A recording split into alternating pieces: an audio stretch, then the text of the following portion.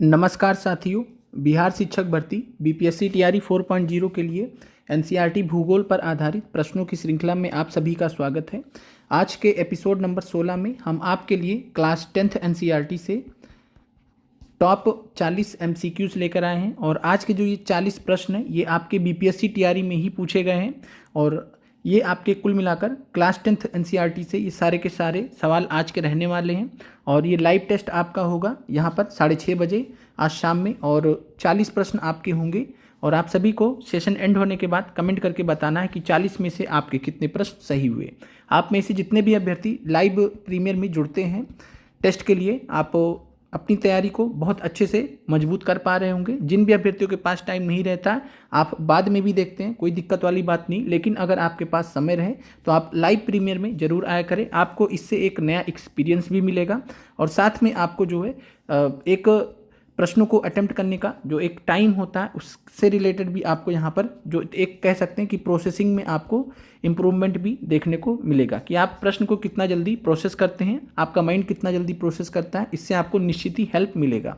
तो आप सभी अभ्यर्थी, मैं आप सभी से जो है एक मेरी सलाह रहेगी कि आप सभी अभ्यर्थी कोशिश किया करिए कि लाइव प्रीमियर जरूर अटेंड करा करिए। लाइव प्रीमियर में बहुत कम अभ्यर्थी अटेंड करते हैं, 20 से 25 अभ्यर्थी, जो कि एक अच्छा संकेत नहीं है हमारे हिसाब से। इसलिए जितने भी अभ्यर्थी हैं आप कोशिश करें कि आप लाइव सेशन जरूर अटेम्प्ट करें। लाइव सेशन में आपको एक अलग एक्सपीरियंस मिलता है। और आज के जो प्रश्न हैं अगर हम बात करें तो आज के जो प्रश्न हैं ये आपके बीपीएससी टीआरई 2.0 में टीजीटी भूगोल में ये पूछे गए थे। टीजीटी भूगोल में 9 से 10 का जो पेपर हुआ था भूगोल का, उसमें आपका टीआरई 2 में ये 40 प्रश्न पूछे गए थे और इन 40 प्रश्नों की खास बात क्या थी, ये आपके क्लास 10th एनसीईआरटी से पूछे गए थे। आज हम ये आपको क्लास 10th एनसीईआरटी करा दे रहे हैं। इसके बाद आपका मान के चलिए कि 2 से 3 क्लास और लगेगा, मैक्सिमम 2 से 3 क्लास और लगेगा और जो भी एनसीईआरटी क्लास 10th के चैप्टर वाइज हम देख लेंगे, जो भी प्रश्न आपके बनने लायक होंगे परीक्षा दृष्टि से हम उनको भी इंक्लूड कर देंगे। क्योंकि क्लास 10th एनसीईआरटी के सारे प्रश्न हमें कंसीडर करने हैं, इस वजह से स्टार्टिंग हम जो बीपीएससी टीआरई 2.0 का पेपर हुआ उसी से कर रहे हैं। उम्मीद करते हैं कि आप सभी का आज एक अच्छा रिवीजन भी होगा। बहुत सारे अभ्यर्थियों ने पेपर देखा भी होगा, कोई दिक्कत वाली बात नहीं। आप एक बार फिर से टेस्ट अटेम्प्ट करिए। प्रीवियस ईयर क्वेश्चंस पे कमांड होना सफलता की जो है सबसे पहली जो आपका प्राथमिकता होना चाहिए, प्रीवियस ईयर क्वेश्चंस पर कमांड होना। वो भी टीआरई के जो प्रीवियस ईयर क्वेश्चंस हैं, अगर आपने उस पर कमांड कर लिया इसका मतलब है कि आप एक बहुत अच्छी दिशा में जा रहे हैं। पहला नंबर प्रश्न आपके सामने है, अंतर्राष्ट्रीय पृथ्वी सम्मेलन किस वर्ष आयोजित किया गया था? वर्ष 1991 में, वर्ष 1992 में या वर्ष 1994 में? कमेंट कीजिएगा सभी अभ्यर्थी कि अंतर्राष्ट्रीय पृथ्वी सम्मेलन, जिसको इंटरनेशनल अर्थ समिट कहते हैं, ये किस वर्ष हुआ था? तो ये हुआ था रियो डी जनेरियो, ब्राज़ील में। रियो डी जनेरियो शहर है ब्राज़ील का। रियो डी जनेरियो ब्राज़ील में अंतर्राष्ट्रीय पृथ्वी सम्मेलन हुआ था और ये कब हुआ था? तो 3 जून से लेकर 14 जून 1992। आपको 3 जून से 14 जून 1992 ये हुआ था। तो राइट आंसर आपका बी है, 1992। और यह जो सम्मेलन है इसका आधिकारिक नाम क्या था? आपसे आधिकारिक नाम भी पूछा जा सकता है या इस तरीके से भी दिया जा सकता है। तो पर्यावरण और विकास पर, पर्यावरण और विकास पर संयुक्त राष्ट्र सम्मेलन, संयुक्त राष्ट्र सम्मेलन, पर्यावरण एवं विकास पर संयुक्त राष्ट्र सम्मेलन, United Nation Conference on Environment and Development, UNCED. तो आपसे पूछा जा सकता है कि पर्यावरण एवं विकास पर संयुक्त राष्ट्र सम्मेलन किस वर्ष हुआ था? 1992। इसी को हम अंतर्राष्ट्रीय पृथ्वी सम्मेलन के नाम से जानते हैं, इंटरनेशनल अर्थ समिट के नाम से जानते हैं और यह रियो डी जनेरियो ब्राज़ील शहर में हुआ था। और आपको अंतर्राष्ट्रीय पृथ्वी सम्मेलन से एक रिलेटेड महत्वपूर्ण चीज़ याद रखनी है जो आपकी परीक्षा में बहुत बार पूछा गया, विभिन्न परीक्षाओं में। एजेंडा 21 किससे संबंधित है? ऐसे प्रश्न आएगा आपसे, एजेंडा 21 किससे संबंधित है? तो एजेंडा 21 आप ध्यान रखिएगा कि सतत विकास के लिए, सस्टेनेबल डेवलपमेंट के लिए, सतत विकास के लिए या धारणीय विकास जिसे बोला जाता है, तो सस्टेनेबल डेवलपमेंट के लिए एक वैश्विक कार्य योजना है, एक वैश्विक कार्य योजना है, वैश्विक कार्य योजना है, ग्लोबल एक्शन प्लान है। और ये कहाँ से इसकी उत्पत्ति हुई है? तो अंतर्राष्ट्रीय पृथ्वी सम्मेलन में इसकी घोषणा की गई थी। तो एजेंडा 21 किससे संबंधित है? अंतर्राष्ट्रीय पृथ्वी सम्मेलन से। चलिए अगले प्रश्न पर चलते हैं। अगला प्रश्न है जो है स्मॉल इज़ ब्यूटीफुल पुस्तक किसने लिखी है? स्मॉल इज़ ब्यूटीफुल पुस्तक किसने लिखी है। और इस सारे के सारे सवाल जो आप यहाँ पर देख रहे हैं, ये सारे के सारे सवाल आपको एनसीईआरटी में मिल जाएंगे। अगर आपने क्लास 10th एनसीईआरटी पढ़ लिया अच्छे से तो आपको इस सारे के सारे सवाल मिल जाएंगे। तो स्मॉल इज़ ब्यूटीफुल पुस्तक किसने लिखी है, राइट आंसर यहाँ पर क्या होगा, तो राइट आंसर होगा शूमाकर। और इनका पूरा नाम था E.F. Schumacher, E.F. शूमाकर। और E.F. शूमाकर ने स्मॉल इज़ ब्यूटीफुल पुस्तक लिखी है, इसके लेखक हैं। और स्मॉल इज़ ब्यूटीफुल का जो कॉन्सेप्ट है वो सीधे सीधे यही है कि कम रहे लेकिन अच्छे से, हम अगर संसाधनों को कम संसाधन यूज़ करें लेकिन अच्छे से यूज़ करें तो बेहतर रहेगा, अति दोहन नहीं करना चाहिए। और आपका राइट आंसर हो जाएगा small is beautiful, E.F. Schumacher ने यह पुस्तक लिखी है। अगले प्रश्न पर चलते हैं। सीमा सड़क संगठन BRO बॉर्डर रोड ऑर्गेनाइजेशन की स्थापना किस वर्ष हुई थी। बॉर्डर रोड ऑर्गेनाइजेशन की स्थापना किस वर्ष हुई थी, 1960, 1965 या 1967। राइट आंसर क्या होगा, तो BRO बॉर्डर रोड ऑर्गेनाइजेशन सीमा सड़क संगठन की जो स्थापना हुई है ये हुई है 1960 में। तो राइट आंसर 1960 है। और BRO जो है फेमस है अटल टनल के लिए। अटल टनल के अलावा बहुत सारे प्रोजेक्ट्स बनाए हैं BRO ने सीमावर्ती क्षेत्रों में। और अटल टनल जिसकी लंबाई भी आप जानते हैं, आगे प्रश्न आएगा भी, तो ये BRO द्वारा अटल टनल बनाया गया है। 1960 में सीमा सड़क संगठन की स्थापना हुई थी। अगला प्रश्न आपके सामने है। राष्ट्रीय वन्य जीव संरक्षण अधिनियम किस वर्ष लागू किया गया था। तो राष्ट्रीय वन्य जीव संरक्षण अधिनियम नेशनल लेवल पर वाइल्ड लाइफ प्रोटेक्शन एक्ट कब लागू किया गया था, 1971, 1972 या 1973। तो वाइल्ड लाइफ प्रोटेक्शन एक्ट आपसे पूछा जा रहा है। तो वाइल्ड लाइफ प्रोटेक्शन एक्ट कब आया था, तो वाइल्ड लाइफ प्रोटेक्शन एक्ट 1972 में आया था। वाइल्ड लाइफ प्रोटेक्शन एक्ट 1972 में आया था। 1973 में क्या आया था, तो 1973 में बाघ परियोजना आया था। 1974 में क्या आया था, तो 1974 में जल अधिनियम आया था। इसके अलावा बात करें 1980 का, तो 1980 में आया था वन संरक्षण अधिनियम। इनको नोट कर लीजिएगा, ये महत्वपूर्ण है आपके लिए, वन संरक्षण अधिनियम। तो 1973 में बाघ परियोजना, 1974 में जल अधिनियम, 1980 में वन संरक्षण अधिनियम, ये आपके आए थे। इसके अलावा 1981 में आया था वायु अधिनियम। वायु अधिनियम 1981 में आया था। और इसके अलावा आप 1986 का पर्यावरण संरक्षण अधिनियम, पर्यावरण संरक्षण अधिनियम, इन्वायरमेंट प्रोटेक्शन एक्ट याद रख सकते हैं परीक्षा दृष्टि से। और राइट आंसर यहाँ पर राष्ट्रीय वन्यजीव संरक्षण अधिनियम किस वर्ष लागू किया गया, 1972 राइट आंसर है। चलिए अगले प्रश्न पर चलते हैं। अगला प्रश्न आपके सामने है। छोटा नागपुर क्षेत्र के मुंडा और संथाल किस पेड़ की पूजा करते हैं। तो छोटा नागपुर क्षेत्र के मुंडा और संथाल जो हैं, छोटा नागपुर के अंतर्गत जो क्षेत्र आते हैं, झारखंड का आता है, छत्तीसगढ़ का आता है, मध्य प्रदेश का पूर्वी भाग, ये कुछ जो है महत्वपूर्ण राज्य हैं जो छोटा नागपुर क्षेत्र के अंतर्गत आते हैं। तो छोटा नागपुर क्षेत्र में मुंडा और संथाल जनजाति के बारे में आप जानते हैं। ये किस पेड़ की पूजा करते हैं, आम, इमली, महुआ। क्या आंसर होगा 5वें नंबर प्रश्न का। तो 5वें नंबर प्रश्न की बात करें तो यहाँ पर राइट आंसर है महुआ। छोटा नागपुर क्षेत्र के मुंडा और संथाल महुआ और कदम्ब, इन दो वृक्षों की पूजा करते हैं। तो कदम्ब भी आपको विकल्प में दिया जा सकता है, तो महुआ और कदम्ब आपको दोनों याद रखना है। आम और इमली की पूजा कौन करता है, तो बिहार के लोग जो है ये करते हैं। तो ध्यान रखिएगा, बिहार से अगर पूछेगा तो आम और इमली की पूजा की जाती है, विशेषकर शादियों के दौरान। तो शादी का जब समय चलता है तो आम और इमली की पूजा की जाती है। महुआ और कदम छोटा नागपुर के मुंडा और संथाल पूजा करते हैं। राइट आंसर 5वें नंबर प्रश्न का सी है। अगला प्रश्न है, भारत का कितना प्रतिशत क्षेत्रफल पठार से आच्छादित है। 27%, 37%, 43%। तो भारत की अगर हम बात करें तो भारत में जो है मैदान का प्रतिशत कितना है पूरे क्षेत्र के मुकाबले, 43% भाग पर, अगर 100% भाग पूरे भारत को मान लिया जाए तो 43% भाग पर मैदान है, 30% भाग पर पहाड़ हैं, और पठार जो है ये आपका, पठार आपसे पूछा गया था, तो पठार यानी कि प्लेटू जो है ये 27% भाग पर है। तो ये आपको तीनों डाटा मालूम होने चाहिए। अगर यहाँ पर पठार पूछा गया तो मैदान भी पूछा जा सकता है, या अगली बार आपसे पहाड़ भी पूछा जा सकता है। तो पठार का जो परसेंटेज है वो 27% आपको याद रखना है। राइट आंसर यहाँ पर ए हो जाएगा। भारत का कुल भौगोलिक क्षेत्रफल कितना है। अगला प्रश्न है आपके सामने, भारत का कुल भौगोलिक क्षेत्रफल कितना है। 3.18 मिलियन वर्ग किलोमीटर है, 3.28 मिलियन वर्ग किलोमीटर है, 3.38 मिलियन वर्ग किलोमीटर है। ये आपका 9th एनसीईआरटी में भी डिस्कस किया गया है। तो भारत का कुल भौगोलिक क्षेत्रफल कितना है? तो राइट आंसर आपका है बी, 3.28 मिलियन वर्ग किलोमीटर। और इसके अलावा आपको ध्यान रखना है कि भारत का जो क्षेत्रफल है विश्व के क्षेत्रफल का कितना है। तो भारत का क्षेत्रफल विश्व के क्षेत्रफल का 2.4% है। ये भी आपको ध्यान रखना है। 3.28 मिलियन वर्ग किलोमीटर ये भारत का कुल भौगोलिक क्षेत्रफल है। राइट आंसर यहाँ पर बी हो जाएगा। इसके अलावा भारत का क्षेत्रफल विश्व के कुल क्षेत्रफल के मुकाबले 2.4% है। और भारत विश्व का कमेंट कीजिएगा कि विश्व का सबसे बड़े जो देश हैं उसमें भारत किस स्थान पर है?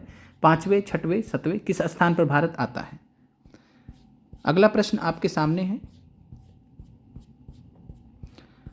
प्रश्न है 8, 1952 की राष्ट्रीय वन नीति के अनुसार भारत में वन आवरण का वांछित प्रतिशत क्या है? तो 1952 में भारत की राष्ट्रीय वन नीति आई थी और इसके अनुसार आपको भारत में वन आवरण बताना है। राष्ट्रीय वन नीति एक 1988 का भी है, लेकिन ये जो है इसमें अमेंडमेंट किया गया था 1952 वाले में, वही 1988 बनकर आया है। तो याद रखिएगा जो ओरिजिनल वाला वन नीति है भारत का वो 1952 का ही है। तो 1952 की राष्ट्रीय वन नीति के अनुसार भारत में वन आवरण का वांछित प्रतिशत कितना होना चाहिए? 67% होना चाहिए, 33% होना चाहिए या 55% होना चाहिए? क्या राइट आंसर होगा 8वें नंबर प्रश्न का?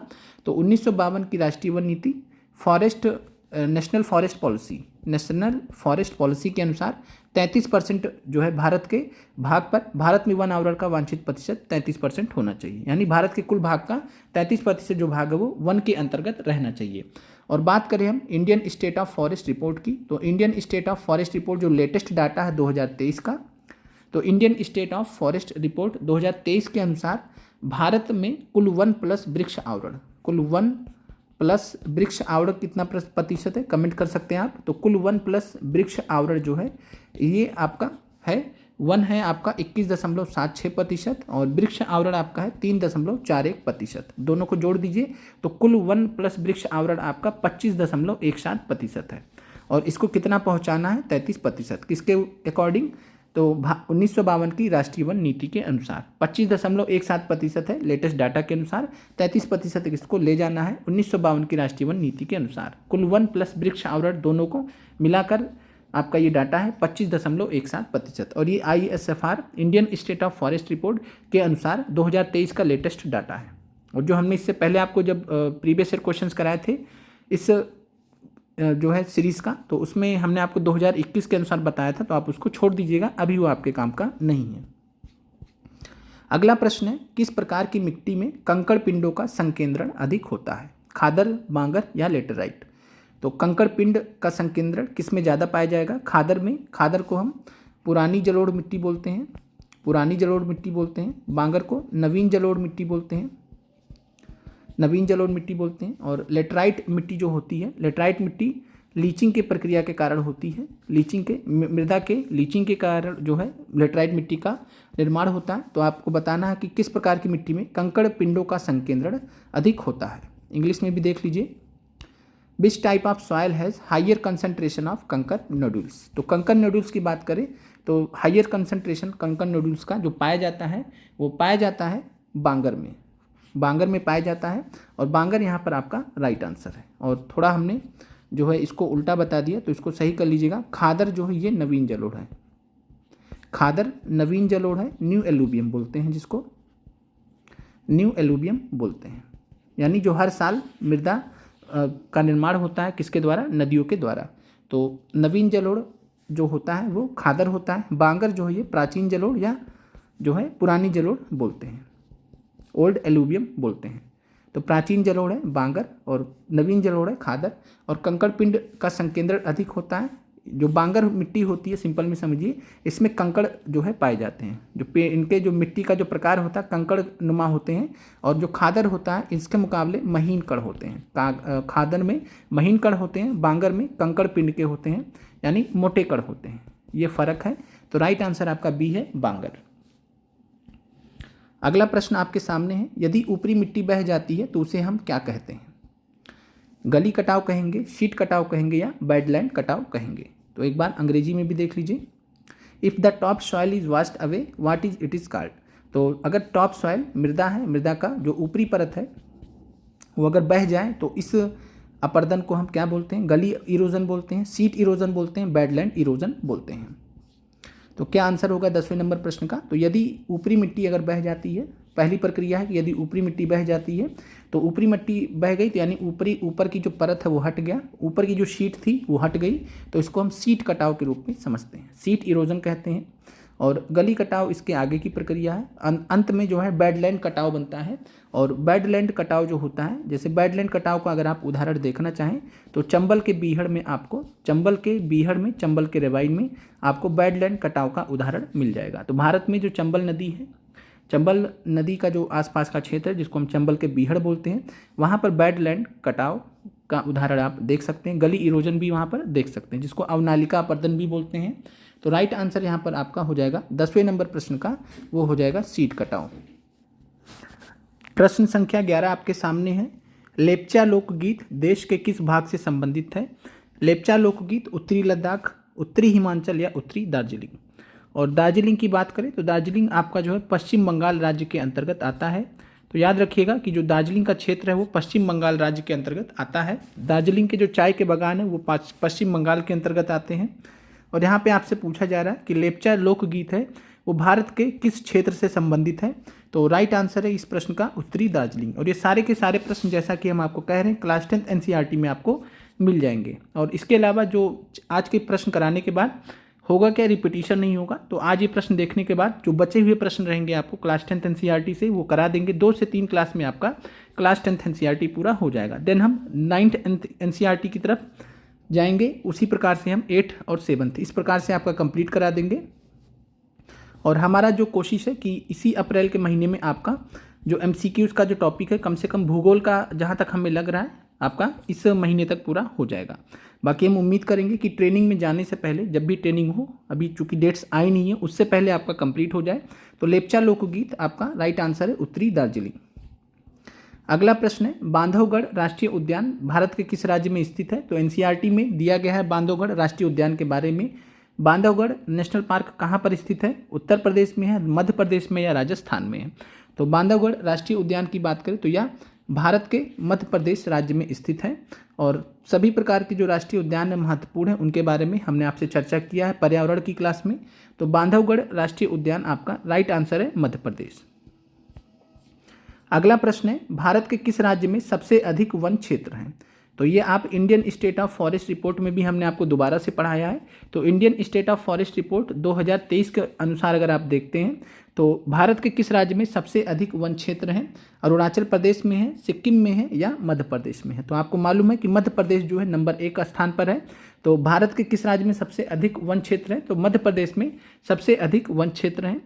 Indian state of forest report 2023 के मुकाबले भी पहले भी मध्य प्रदेश था, अभी भी मध्य प्रदेश है। अरुणाचल प्रदेश की बात करें तो अरुणाचल प्रदेश दूसरे नंबर पर है। तीसरे नंबर पर कौन है? तो तीसरे नंबर पर छत्तीसगढ़ है। तो पहले नंबर पर मध्य प्रदेश, दूसरे नंबर पर अरुणाचल प्रदेश, तीसरे नंबर पर छत्तीसगढ़। राइट आंसर इस प्रश्न का आपका मध्य प्रदेश हो जाएगा। अगला प्रश्न आपके सामने है। अगला प्रश्न है, निम्नलिखित में से किस संरक्षण रणनीति में सीधे तौर पर सामुदायिक भागीदारी शामिल नहीं होता है? तो कम्युनिटी पार्टिसिपेशन किसमें शामिल नहीं होता है?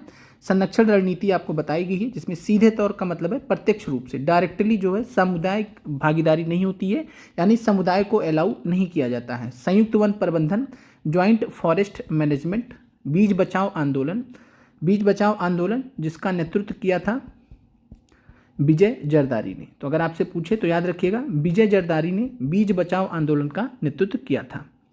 बा से बीज हो जाएगा और बीज से विजय आप याद रख सकते हैं। तो विजय जरदारी जी ने बीज बचाओ आंदोलन का नेतृत्व किया था। वन्य जीव अभयारण्यों का सीमांकन, तो वन्य जीव जो अभयारण्य होते हैं, वाइल्ड लाइफ सेंचुरी होते हैं, उनका जो सीमांकन किया जाता है। तो ये आपका राइट आंसर क्या होगा? किसमें सामुदायिक भागीदारी शामिल नहीं होता है। अब संयुक्त वन प्रबंधन जो होता है, ज्वाइंट फॉरेस्ट मैनेजमेंट, तो जो ज्वाइंट फॉरेस्ट मैनेजमेंट है, संयुक्त वन प्रबंधन है, ये इसका नाम ही इसीलिए संयुक्त वन प्रबंधन रखा गया ताकि इसमें जो है सरकार का भी योगदान रहे और जो वहाँ के समुदाय के जो लोग हैं उनका भी योगदान रहे। तो सरकार और समुदाय का संयुक्त वन प्रबंधन में योगदान होता है। तो नाम से ही आप इसको समझ सकते हैं। बीच बचाओ आंदोलन, अब कोई भी आंदोलन होगा तो उसमें समुदाय तो पार्टिसिपेट करेंगे ही। अगर आपने जो है पढ़ा नर्मदा बचाओ आंदोलन के बारे में, आपने पढ़ा चिपको आंदोलन के बारे में, तो सभी आंदोलन में समुदाय तो आते ही आते हैं। तो बीच बचाओ आंदोलन में भी समुदाय भागीदारी करेंगे। तो ये आपका तो नहीं होगा, यानी इसमें सीधे तौर पर सामुदायिक भागीदारी शामिल है। किसमें शामिल नहीं है? तो वन्य जीव अभयारण्य का जो सीमांकन होता है ये सरकारी काम होता है, पूरी तरीके से सरकारी काम होता है। इसमें समुदाय को इन्वॉल्व नहीं किया जाता है, समुदाय का इन्वॉल्वमेंट इसमें नहीं होता है। तो कभी भी नेशनल पार्क मान लीजिए बनाना है तो नेशनल पार्क की बाउंड्री क्या होगी, ये कभी भी समुदाय से पूछा जाएगा, कभी भी जनता से पूछा जाएगा, कभी नहीं। तो वैसे ही वाइल्ड लाइफ सेंचुरी का बॉर्डर क्या रहेगा, ये इसमें समुदाय का कोई भी रोल नहीं होता, ये पूर्णतः सरकारी काम होता है, ऑफिशियल काम होता है। तो 14वें नंबर प्रश्न का राइट आंसर सी है। अगला प्रश्न है, भारत में जल विद्युत ऊर्जा परियोजनाओं द्वारा बिजली का कितना प्रतिशत योगदान होता है? 15वें नंबर प्रश्न का राइट आंसर कमेंट कीजिएगा। भारत में जल विद्युत ऊर्जा परियोजनाओं द्वारा बिजली का कितना प्रतिशत योगदान होता है? तो सबसे ज़्यादा जो है बात करें तो भारत में जल विद्युत ऊर्जा परियोजनाओं में अगर बात करें तो 22% यहाँ पर आपका राइट आंसर है। तो भारत में जल विद्युत ऊर्जा परियोजनाओं द्वारा बिजली का 22% का योगदान होता है। सबसे ज़्यादा योगदान किस प्रकार के संसाधन से होता है? सबसे ज़्यादा जो ऊर्जा पैदा की जाती है भारत में वो किसके माध्यम से की जाती है? कमेंट कीजिएगा। अगला प्रश्न है, भारत के जल जीवन मिशन के अनुसार प्रति व्यक्ति प्रतिदिन पेयजल आपूर्ति की कितनी आवश्यकता होती है? 85 लीटर, 65 लीटर या 55 लीटर? तो भारत का जो जल जीवन मिशन है, जल जीवन मिशन कब लॉन्च किया गया था? प्रधानमंत्री नरेंद्र मोदी जी के द्वारा। तो 15 अगस्त 1919, ये भी आपको याद रखना है। 2019, 15 अगस्त 2019, 100 साल पीछे चले गए। चलिए आ भी गए आगे। तो 15 अगस्त 2019 को जल जीवन मिशन शुरू किया गया था, लॉन्च किया गया था प्रधानमंत्री जी के द्वारा लाल किले से। तो 15 अगस्त 2019 को जल जीवन मिशन याद रखिएगा।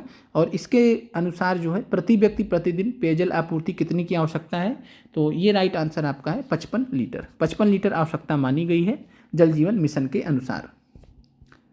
अगला प्रश्न आपके सामने है, निम्नलिखित नदियों में से कौन सी नदी मुहाना या दहाना बनाती है? ऑप्शन आपके सामने है माही नदी, ऑप्शन आपके सामने ताप्ती नदी, ऑप्शन आपके सामने पेन्नार, ऑप्शन डी है आपका चौथा नंबर है नर्मदा। अब आपके सामने विकल्प दिया, सही उत्तर का आपको चयन करना है। ऑप्शन ए है 1 और 2, ऑप्शन बी है 2 और 3, ऑप्शन सी है 3 और 4। तो आपको बताना है कि राइट आंसर यहाँ पर आपका क्या होगा, कौन सी नदियाँ यहाँ पर मुहाना या दहाना बनाती है। देख लीजिए अच्छे से प्रश्न को, फिर कमेंट कीजिएगा। और यहाँ पर इंग्लिश में भी एक बार हम प्रश्न को रिव्यू कर लेते हैं।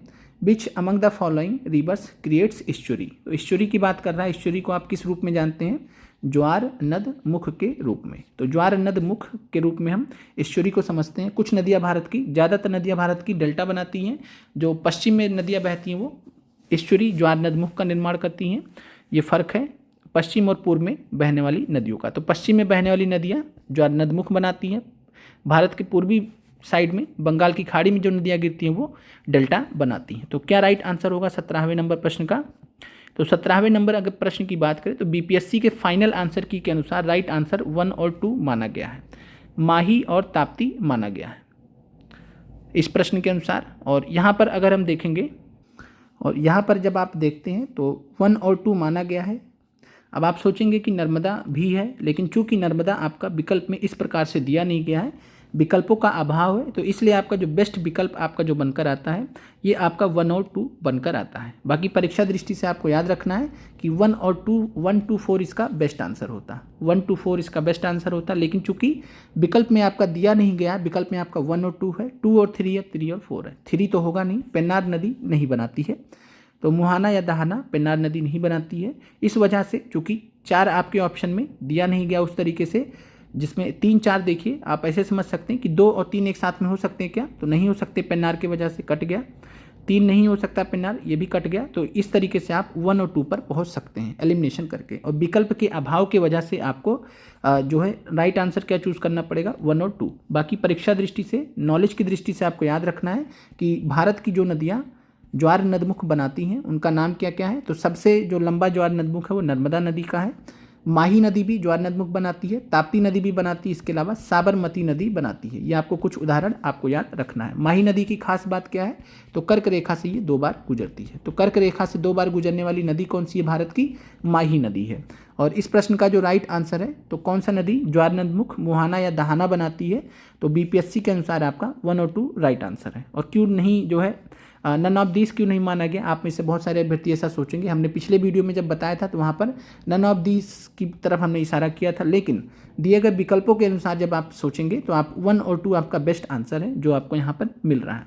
चौथे का हम चुनाव इसलिए नहीं कर सकते क्योंकि विकल्प का अभाव है और आपको दिए गए विकल्पों में से आपको चुनाव करना होता है। तो दिए गए विकल्पों में आपका 1 और 2 भी सही है, ये कहने का मतलब है। 3 हो नहीं सकता तो बी और सी कट गए, बचा आपका ए। तो क्या आप इस तरीके से आपको देखना कि क्या 1 और 2 सही है, तो आप देखेंगे कि हाँ 1 और 2 सही है, तो आप 1 और 2 के साथ जा सकते हैं। ये बहुत ही कन्फ्यूजन वाला क्वेश्चन रहा होगा अभ्यर्थियों के लिए, और ये चीज़ इस प्रश्न से आपको इसी सीखना भी है कि आपको एलिमिनेशन करना बहुत ज़रूरी है। तो 1 और 2 आपका यहाँ पर राइट आंसर है। सरदार सरोवर बांध किस नदी पर बनाया गया है, कमेंट कीजिएगा।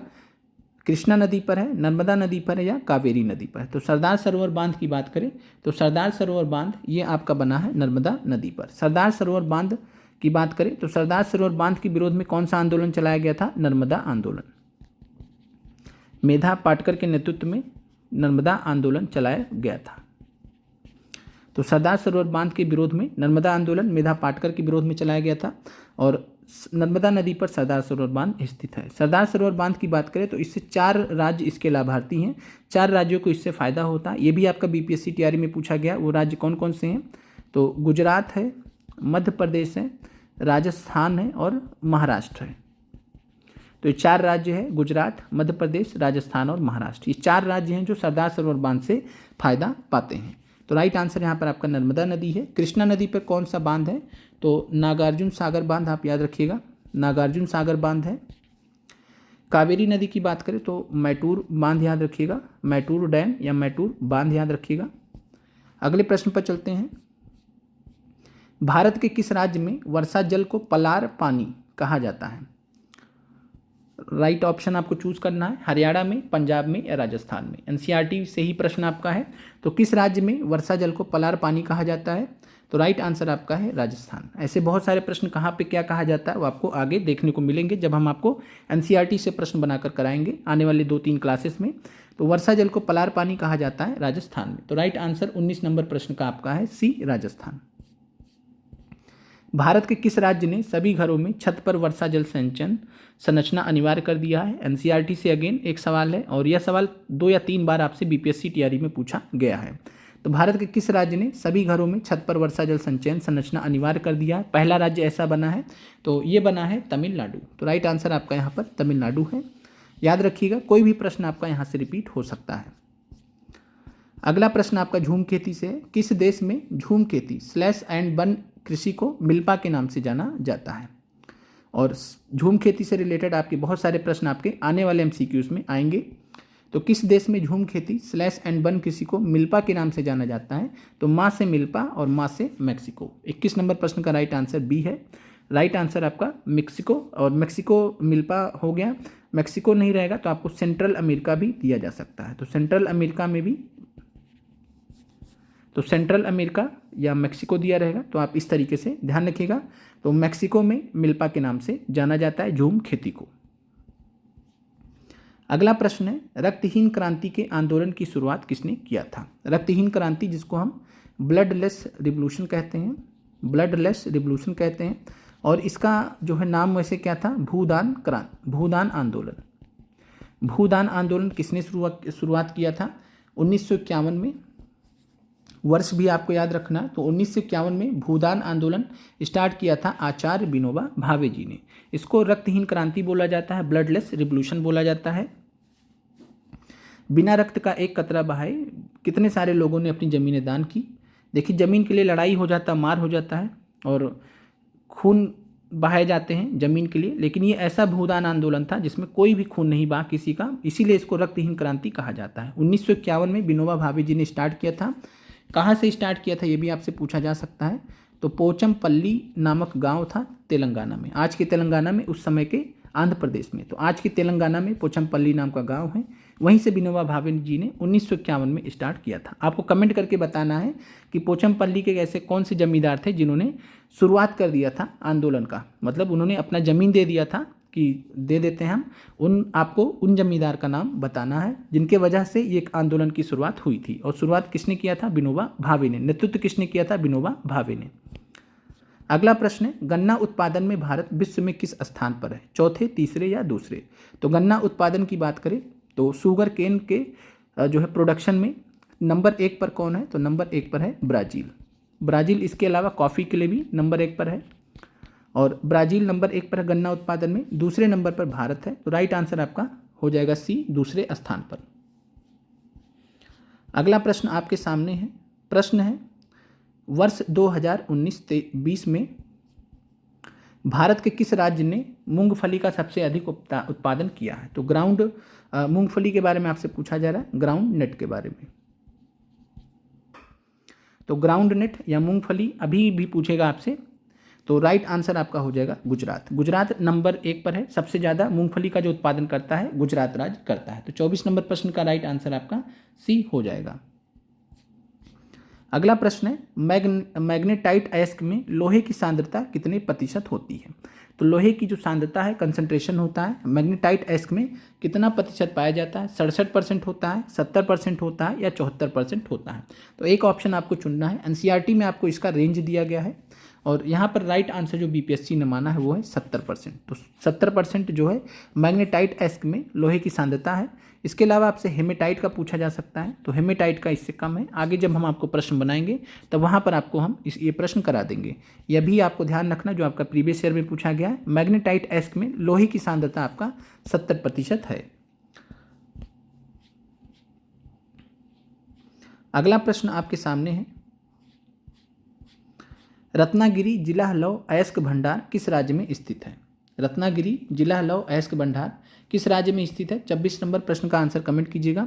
गोवा है, आंध्र प्रदेश है या महाराष्ट्र है? तो रत्नागिरी जिला लौह अयस्क भंडार ये आपका महाराष्ट्र राज्य में स्थित है। राइट आंसर सी है 26 नंबर प्रश्न का। अगला आपका प्रश्न है, अंकलेश्वर तेल क्षेत्र किस राज्य में स्थित है? अंकलेश्वर तेल क्षेत्र, अंकलेश्वर ऑयल रिफाइनरी का जो पूरा क्षेत्र है, तो अंकलेश्वर तेल क्षेत्र गुजरात में है, महाराष्ट्र में या राजस्थान में? तो ये एक प्रश्न रिपीटेड है। तो अंकलेश्वर तेल क्षेत्र की बात करें तो ये आपका जो है गुजरात राज्य के अंतर्गत आता है।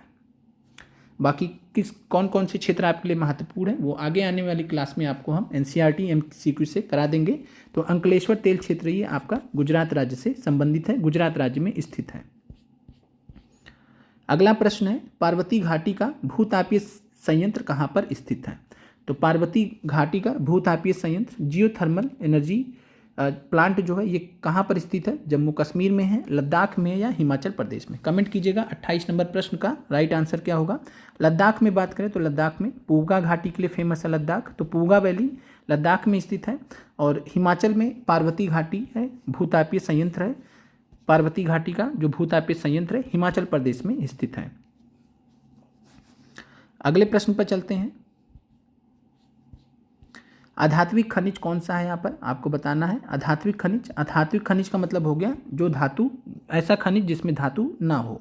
तो नॉन मेटेलिक मिनरल आपसे पूछा जा रहा है, नॉन मेटेलिक मिनरल क्या आंसर होगा? लोहा, मैंगनीज या अभ्रक? अभ्रक को माइका बोला जाता है। याद आया होगा आपको 11th एनसीईआरटी भूगोल में हमने आपको जो मिनरल्स वाला चैप्टर था वहाँ पर हमने अभी जल्दी ही एमसीक्यू कराया है। माइका के बारे में हमने बाकायदा बताया था कि कितने कितने इसमें चीज़ें पाई जाती हैं। अधात्विक खनिज यहाँ पर कौन सा है? Non metallic mineral. तो लोहा तो धात्विक है, मैंगनीज भी धात्विक है, Mn और Fe ये दोनों ही धात्विक खनिज है। अभ्रक या माइका जो है ये अधात्विक खनिज का उदाहरण है। तो राइट आंसर आपका 29 में सी हो जाएगा। अगला प्रश्न आपके सामने है, भेल जिसको हम भारत हैवी इलेक्ट्रिकल्स लिमिटेड बोलते हैं, तो भेल किस प्रकार के क्षेत्र के अंतर्गत आता है? तो ये भी प्रश्न आपका एनसीईआरटी से है। सार्वजनिक क्षेत्र के अंतर्गत आता है, पब्लिक सेक्टर के अंतर्गत आता है, निजी यानी कि प्राइवेट सेक्टर के आता है, या ज्वाइंट सेक्टर के अंतर्गत आता है? तो भेल की बात करें, भारत हैवी इलेक्ट्रिकल्स लिमिटेड जो है, भारत नाम से आप समझ जाइए ये सार्वजनिक क्षेत्र के अंतर्गत आता है, पब्लिक सेक्टर के अंतर्गत आता है, यानी सरकारी है एक हिसाब से। तो राइट आंसर 30 नंबर प्रश्न का आपका है ए, सार्वजनिक क्षेत्र के अंतर्गत। अगला प्रश्न है, मुंबई में पहली सफल कपड़ा मिल किस वर्ष स्थापित की गई थी? मुंबई में पहली सफल कपड़ा मिल किस वर्ष स्थापित की गई थी? तो इस प्रश्न से रिलेटेड आपको ध्यान रखना है, ध्यान क्या रखना है कि भारत की पहली, अगर आपसे पूछेगा भारत की पहली कपास मिल कहाँ कब स्थापना किया गया था? भारत की पहली कपास मिल जो कि असफल रहा था, चल नहीं पाया था, असफल रही थी, भारत की पहली कपास मिल की स्थापना कब हुई थी?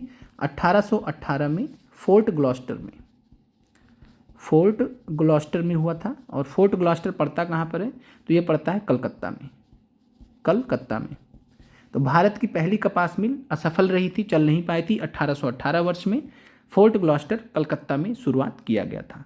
भारत का जो दूसरा जो कपड़ा मिल था, भारत का जो दूसरा कपड़ा मिल था वो सफल रहा था और यहाँ पर ये मुंबई में स्थापित किया गया था और इसको हम पहली सफल कपड़ा मिल के नाम से भी जानते हैं।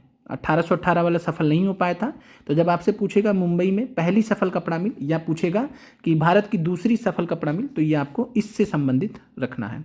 तो इससे संबंध आपको रखना है। तो 31 नंबर प्रश्न की बात करें तो राइट आंसर आपका 1854 है। 1854 में मुंबई में पहली सफल कपड़ा मिल की स्थापना की गई थी। 1818 वाला असफल रहा था। अगले प्रश्न पर चलते हैं। प्रश्न है, भद्रावती लौह एवं इस्पात संयंत्र कहाँ पर स्थित है? आंध्र प्रदेश में है, कर्नाटक में है या तमिलनाडु में है? तो कमेंट कीजिएगा कहाँ पर है। नदी से भी आप इसको रिलेट कर सकते हैं। और यहाँ पर आंध्र प्रदेश, कर्नाटक और तमिलनाडु, भद्रावती लौह एवं इस्पात संयंत्र, इस प्रकार से भी आपसे प्रश्न पूछे जा सकते हैं। राइट आंसर यहाँ पर है कर्नाटक। अगला प्रश्न है, भारत के किस पठार में लौह एवं इस्पात उद्योगों का सर्वाधिक संकेंद्रण है? भारत के किस पठार में लौह एवं इस्पात उद्योगों का सर्वाधिक संकेंद्रण है? छोटा नागपुर पठार में है, मेघालय पठार में या मारवाड़ पठार में है? तो सबसे ज़्यादा उद्योग इस्पात के जो है कहाँ पर लगाए गए हैं? लौह और इस्पात उद्योग सबसे ज़्यादा कहाँ लगाए गए? तो आपको मालूम है कि जो छोटा नागपुर क्षेत्र है, झारखंड वाला बेल्ट, छत्तीसगढ़ वाला बेल्ट और मध्य प्रदेश को मिलाकर पूर्वी भाग वाला जो छोटा नागपुर क्षेत्र कहलाता है, वहाँ पर सबसे ज़्यादा भारत में लौह और इस्पात उद्योगों का सर्वाधिक संकेंद्रण है। तो राइट आंसर आपका ए है, छोटा नागपुर पठार। अगला प्रश्न आपके सामने है। प्रश्न आपके सामने है, समताप मंडल की ऊंचाई कितनी है? ये तो प्रश्न आपका पीछा ही नहीं छोड़ रहा है। समताप मंडल की ऊंचाई कितनी है? 25 किलोमीटर है, 50 किलोमीटर है, 75 किलोमीटर है? ये सब प्रश्न बहुत आसान लगने लगे होंगे। 50 किलोमीटर समताप मंडल की ऊंचाई है। समताप मंडल की ऊंचाई का रेंज आपको 10 से 50 मानना है, या 12 से भी 50 दिया जा सकता है, या 15 से भी 50 दिया जा सकता है। तीनों एक साथ नहीं दिया जाएगा। और चूंकि एनसीईआरटी में ऊंचाई ही दिया गया है 50 किलोमीटर, मिनिमम ऊंचाई दिया नहीं गया, तो जिससे हम एक आंसर मान सके। वैसे भी और ओजोन का आपको 10 से 50 दिया गया, तो इस वजह से आपको ओजोन गैस का जो पाई जाने का जो क्षेत्र है वो 10 से 50 किलोमीटर दिया गया एनसीईआरटी में। और यहाँ पर आपको इस तरीके से तीनों में से कोई एक डाटा दिया जा सकता है अगर रेंज पूछेगा तो यहाँ पर आपको ध्यान रखना, ट्रोपोस्फेयर क्षोभ मंडल का क्लियर है। क्षोभ मंडल कहाँ तक पाया जाता है? क्षोभ मंडल की औसत ऊंचाई 13 किलोमीटर है, ये हमने डिस्कस कर लिया आपसे। क्षोभ मंडल की जो औसत ऊंचाई है वो 13 किलोमीटर है। तो समताप मंडल की ऊंचाई यहाँ पर राइट आंसर हो जाएगा, 50 किलोमीटर तक समताप मंडल पाया जाता है। अगला प्रश्न है, अटल टनल की लंबाई कितनी है? 9.02 किलोमीटर, 9.8, 10.08। तो अटल टनल जिसका जो बनाया है बॉर्डर रोड ऑर्गेनाइजेशन ने, और ये आपका राइट आंसर है, 9.02 किलोमीटर लंबा है। अगला प्रश्न है, भारत का सबसे बड़ा बंदरगाह कौन सा है? हुबली है, मुंबई है या कोयम्बटूर है? तो भारत का सबसे बड़ा बंदरगाह कौन सा माना जाता है? कमेंट कीजिएगा। 36 नंबर प्रश्न का राइट आंसर तो ये है मुंबई। मुंबई भारत का सबसे बड़ा बंदरगाह है, लार्जेस्ट पोर्ट ऑफ इंडिया है।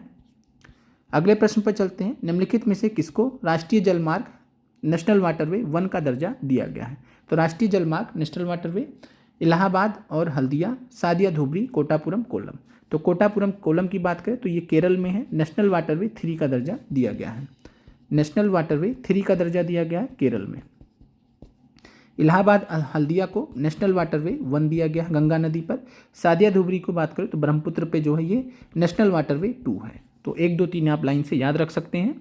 तो Allahabad Haldia national waterway 1, Sadiya Dhubri national waterway 2, Kottapuram Kollam तब केरल में national waterway 3। Right answer 37 number प्रश्न का बी है। अगले प्रश्न पर, भारत में रेलवे को कितने जोनों में पुनर्गठित किया गया? टीआरई 3.0 में प्रश्न दोबारा से रिपीट हुआ। सोचिए, बार बार प्रश्न पूछा जा रहा है और ये आप गूगल करेंगे तो 17 मिलेगा, 18 मिलेगा। आपको यहाँ नहीं जाना है। जो एनसीईआरटी में 16 दिया माने 16 है, आपको इसमें दिमाग ही नहीं लगाना है। और बीपीएससी ने दो बार आंसर 16 माना है। तो इस चीज़ की गंभीरता को आपको समझना है कि आपको बीपीएससी के अकॉर्डिंग चलना है, अपनी जो है हिसाब से नहीं चलना है। तो भारत में रेलवे को कितने जोन में पुनर्गठित किया गया? हमने तब भी, जब ये सवाल टीआरई 2 का हमने कराया था उस टाइम पे, हमने तब भी बोला था अभ्यर्थियों को दोबारा से पूछा जाएगा तब भी आपको 16 ही मानना है, क्योंकि एनसीईआरटी में 16 ही दिया गया है, 18 नहीं मानना है। तो राइट आंसर 38 नंबर प्रश्न का सी हो जाएगा। अगले प्रश्न पर चलते हैं। भारत के प्रथम कच्चा तेल पाइपलाइन परिवहन नेटवर्क का नाम बताइए। 39 नंबर प्रश्न का आंसर कमेंट कीजिए। हजीरा विजयपुर, असम कानपुर, गुवाहाटी सिलीगुड़ी। 39 नंबर प्रश्न की बात करें तो जो हमने इससे पहले जब आपको ये पेपर कराया था तो वहाँ पर हमने हजीरा विजयपुर आपको इनिशियल आंसर की से बताया था, जो कि गलत था। बीपीएससी ने आंसर चेंज कर दिया था फाइनल आंसर की में। और बीपीएससी ने फाइनल आंसर की में क्या माना 39 नंबर प्रश्न का? तो भारत के प्रथम कच्चा तेल पाइपलाइन परिवहन नेटवर्क का जो नाम है, यहाँ पर आंसर है आपका उपयुक्त में से कोई नहीं। नाम क्या है? तो नाम आप नोट कर लीजिएगा, नाम आप यहाँ पर नोट कर लीजिएगा।